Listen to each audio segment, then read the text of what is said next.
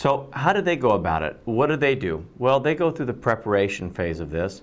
They're going to do the same thing that I just talked about. They're going to be ready to make this attack against your network. So you also want to go through that same preparation phase. You want to be on top of the game with a game plan just like they have. And then you want to conduct the attack and then have this conclusion. Now the conclusion of your attack against your network, and I hate to call it an attack, but of your analysis should include a report and what we might call a piece of evidence. The evidence, of course, saying, this is what I was able to do. Here it is, a screenshot, a capture, a printout, something that shows that you were able to take that kind of an attack in. Now, there are lots of modes of ethical hacking. You might attack via a remote network, it might be a dialed-up network. You might want to be looking from security from inside your own local network. Don't forget about this idea of stolen equipment. And not just stolen equipment.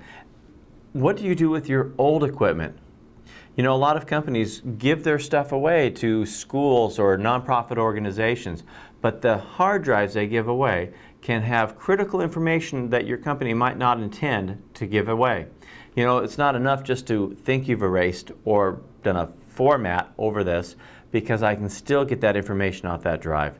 A lot of companies that I've worked with, some nuclear engineering labs, not only do they hit that thing and with several, I don't want to call them erasing of the information, but overwrites, but they also try to degauss that drive and then they shred it. So they do everything they can to make sure that their critical data can never be found.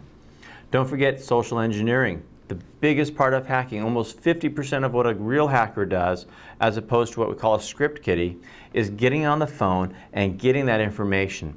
You know, Kevin Mitnick is popular for having been one of the biggest hackers on the run, wrote a book about him, and spent some time in prison for his hacking. But he tells you over half of what he did was picking up the phone, calling Motorola and asking them to send him their source code, and they did.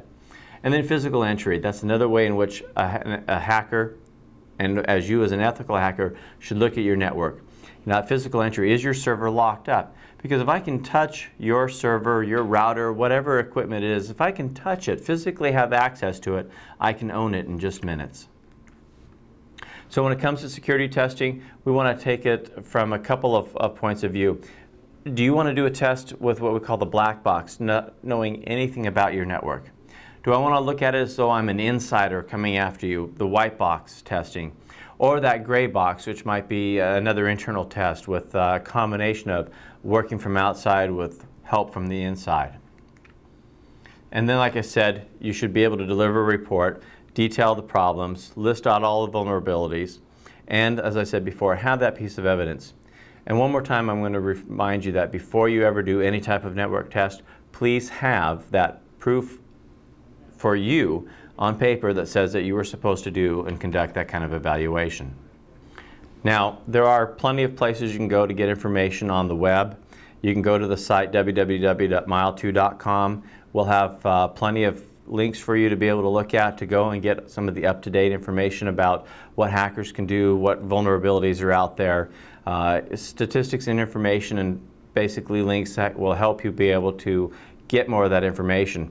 Just remember that the statistics can constantly change, but one thing is for sure, the number of attacks are always going up, the complexity of the attacks are rising, the skill level needed by that attacker is certainly dropping.